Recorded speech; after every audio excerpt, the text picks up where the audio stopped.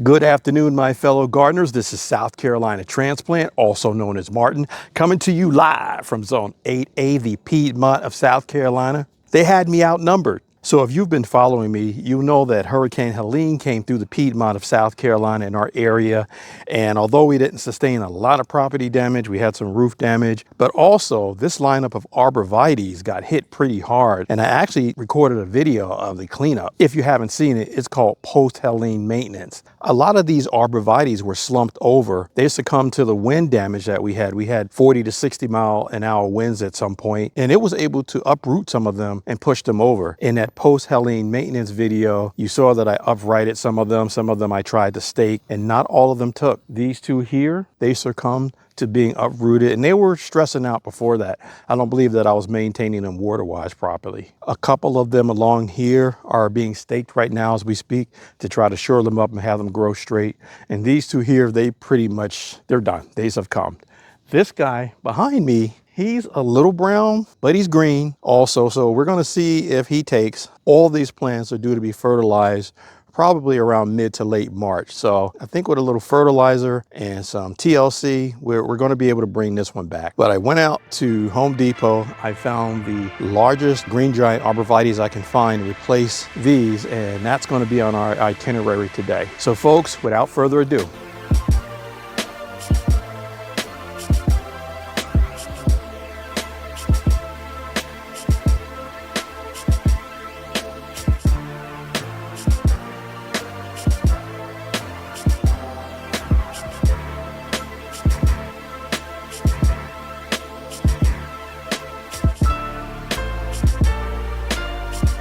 you know, y'all, I love our great state of South Carolina, but I tell you, I never know how to dress. I was actually out here in shorts and a t-shirt 24 hours ago.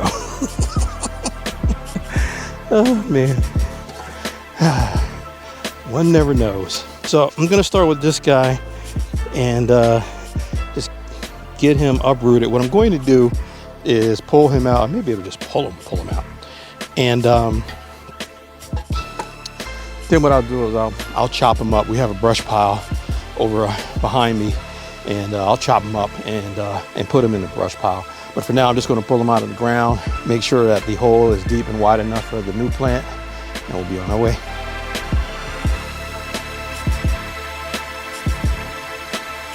Oh, the stake is still on this guy.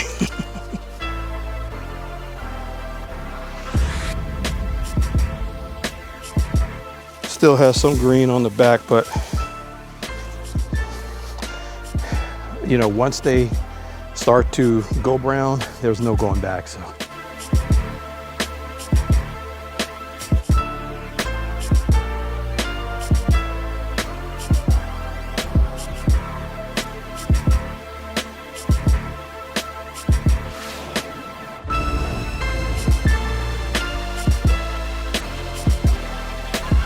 if you're wondering why I'm taking such a drastic step to remove him, it's I have reset him about, man, I'd say 8 or 10 times. I've come out here and I reset him in that hole, and it seems like the more I reset it, the browner it got. So it wasn't responding well to being reset and staked, and it was actually looking healthier than this maybe 3-4 months ago.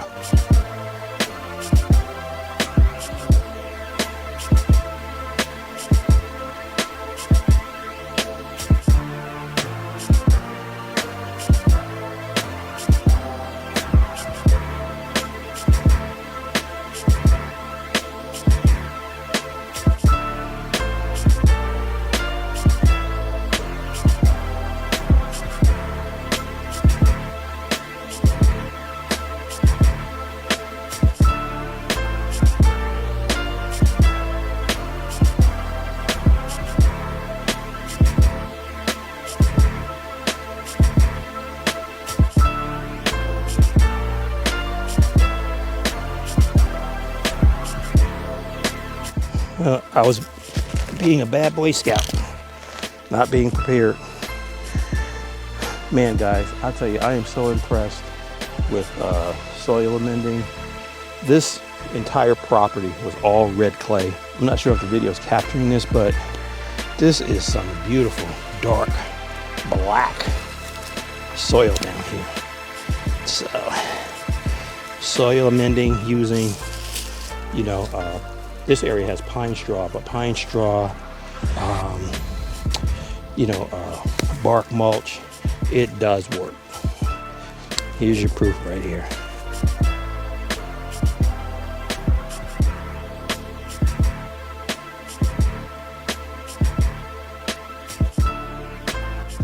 It's a toss-up between either loppers or pruners.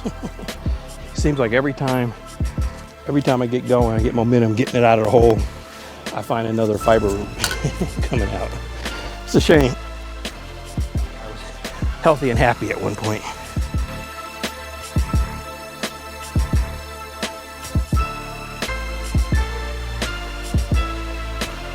Trying to find some guitar strings down here. Not finding many.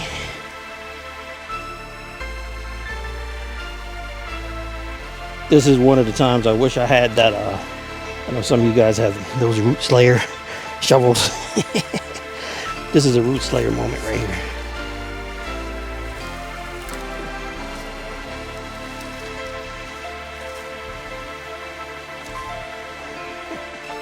Woo, man. I haven't dealt with a plant this big or even dug a hole this large in a long time. So what I like to do, and I do this with smaller plants as well, is I like to salvage as much soil as I can off of this root ball.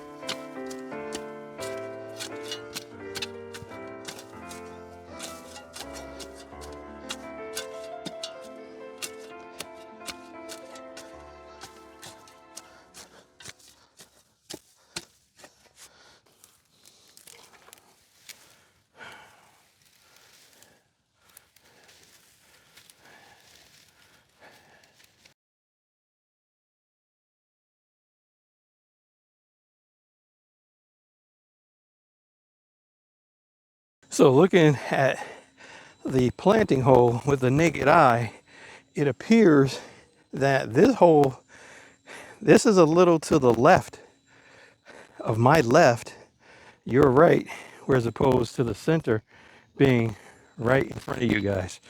Let me take the plant, see how it looks to the naked eye. Now, the landscaper that planted these for us, he came through with a big machine, a very large auger, and he eyeballed exactly where the holes were, and he did a great job. He's an older gentleman, he's been doing this for a long time, and he got them dead on. But as I look, maybe because this one's pitched a little to the right, this hole is not dead center.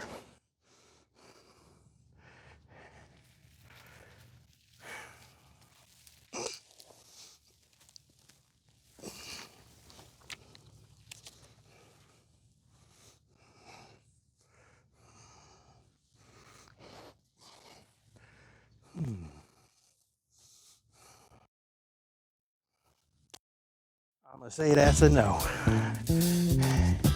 This hole needs to be further to your left and my right.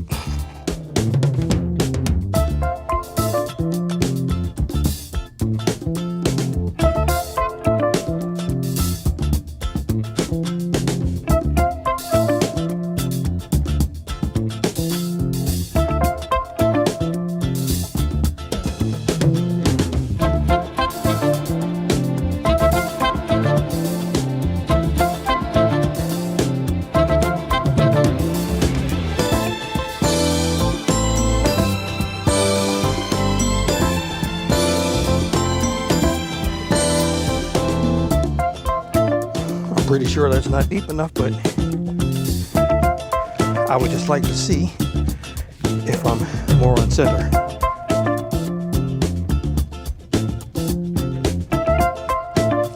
I don't know, guys. It's deep enough and it looks to be on center.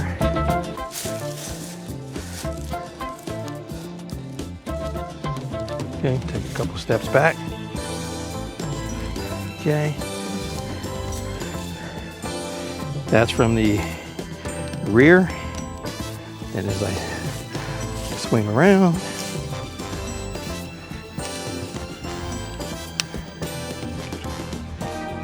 keep kicking my tripod. That's our view from our yard. Heck yeah. That's more in center than, his name was Bob, the landscaper that installed it. That's more in center than Bob had it. So we'll just go ahead and put some biotone in that hole and get him planted.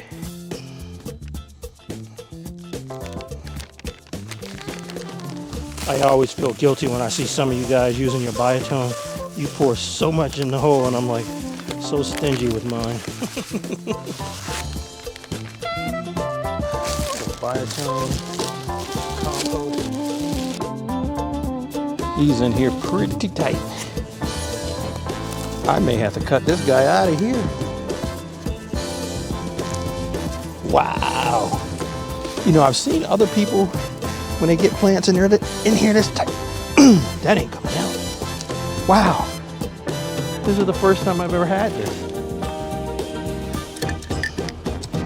Amazing how tight it is. I always like to try to save bigger containers. Wow. That's something else.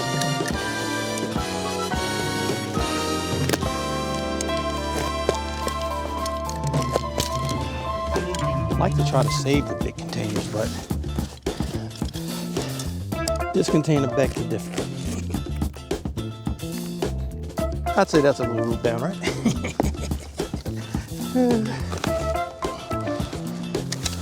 Oh, this guy's gonna be happy here. So if you're new to gardening, this phenomena is called root bound. That's when the plant grows so fast that the roots, instead of penetrating into the ground and spreading out, sort of when I was digging the previous one out, the roots were fibrous and just running all over the place. They have nowhere to go when they're in a pot, so they just start to wind around and around in the pot, just looking for resources, looking for water, looking for nutrients. So this is called root mound, and what we're going to do is tease these by just chopping it with our Ori-Tori tool. And what this does is it encourages the roots to start spreading out.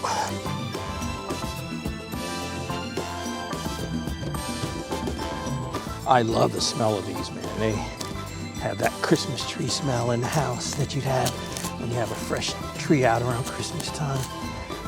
When they're healthy, they really put out a nice, strong smell. And this isn't hurting it. It's actually encouraging it to spread.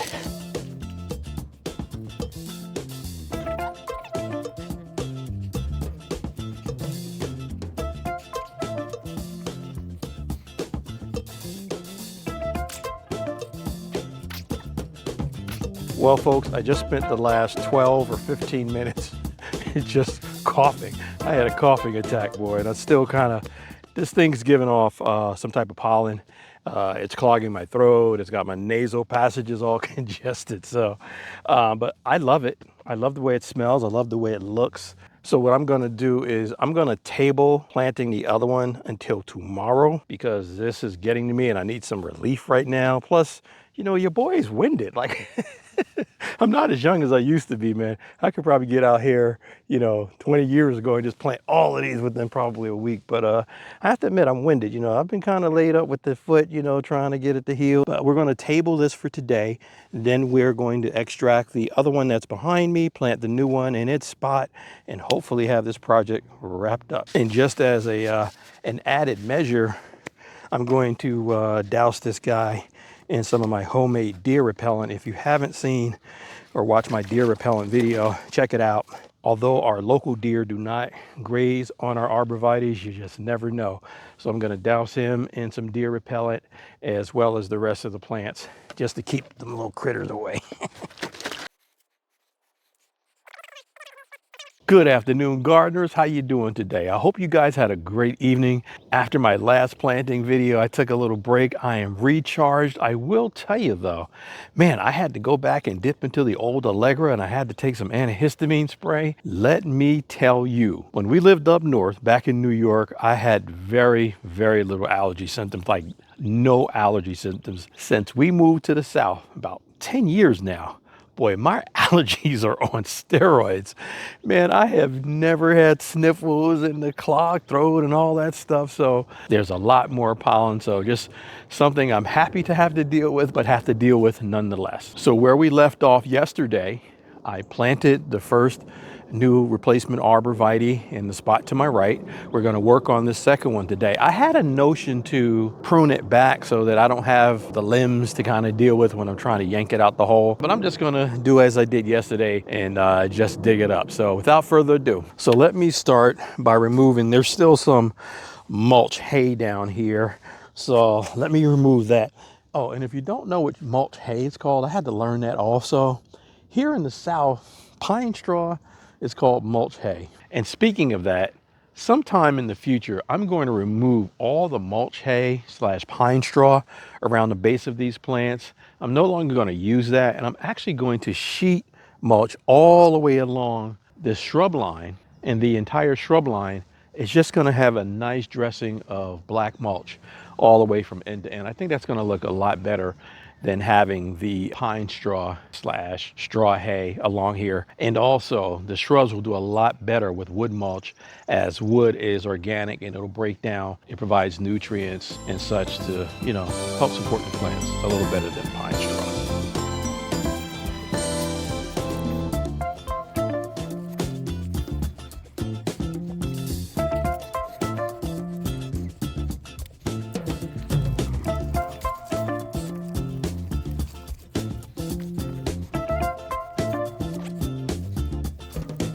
What I'm going to do now is eyeball the placement of the pot.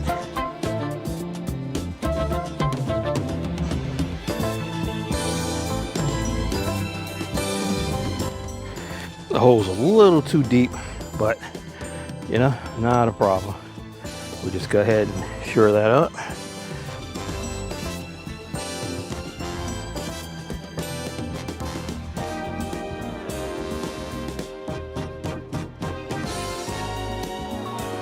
Same thing, guys, root bound. So just like the plant behind me from yesterday's video, this plant is root bound. So I'm going to tease the roots, and what this does, it encourages the roots to sprout out that way instead of wrapping around this pot in an effort to try to find water and nutrients. Now it can go out and seek those resources naturally through the soil.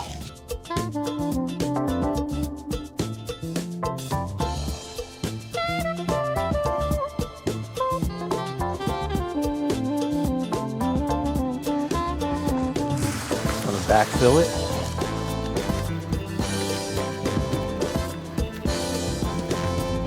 And lightly tamp it. I don't want to tamp it down too deep. Just want to get all the air pockets out. We're expecting some stormy weather later this week, so I watered this one in behind me, forgetting about that. But I'm not going to water this one in because from what I understand, it's going to be like torrential rain. So this one will get a nice soaking. If you notice, the soil was already pretty moist, actually like perfect. So I'm gonna let this one be. Let me show you guys some other things I'm in the middle of before we sign off. Well guys, I've done a lot more winter sowing than I displayed in that video that I created a few weeks ago. So this is my little arsenal of winter sowing, and I'm not going to do much more than what you see here. Last season I went a little overboard and I had so many plants, I was literally trying to give them away to some friends and neighbors. I got rid of a few, but I had so many out here. So, and I'm going to do a little preview / tease of a project that I plan on doing later today, and I'm going to make a video of it. So I mentioned in previous videos, I have a DIY homeowner sprinkler system that I installed when we first did this house. And these blue survey flags are where the sprinkler heads are coming up. I mentioned in those previous videos that I no longer plan on using these sprinklers to water the lawn. So I'm going to repurpose the lines and use them to support my potted plants. So all these plants are going to have drip irrigation run to them. Now what my plan will be is to actually, I'm debating on whether I'm going to bury the line or just run it, just abut it right next to the concrete slab. I'm debating that now because what I'm thinking is just just trim the grass back, put the 1/2-inch tubing right along the slab, and then run it under the steps to the porch. And actually I'm going to tee and come out right along here because I always have a pot right here behind this chair. Please excuse our patio furniture. Wifey and I have been working on this upgrade for a few years now. And over here is where the lines come up, and they're run all along the property line, just like a traditional grass sprinkler systems run. And I made a video early last spring where I displayed how I converted an abandoned sprinkler head to a drip irrigation system in our utility garden. So ladies and gentlemen, thanks a lot for joining me. I'd be remiss if I didn't say please like, share, comment, and subscribe. Let me know what projects you're working on this pre-spring, or spring as it is in Zone 8B, the Piedmont of South Carolina. I hope you found this video interesting and informational. Ladies and gentlemen, this is South Carolina Transplant, also known as Martin, coming to you live from Zone 8A, the Piedmont of South Carolina. Until the next one, friends.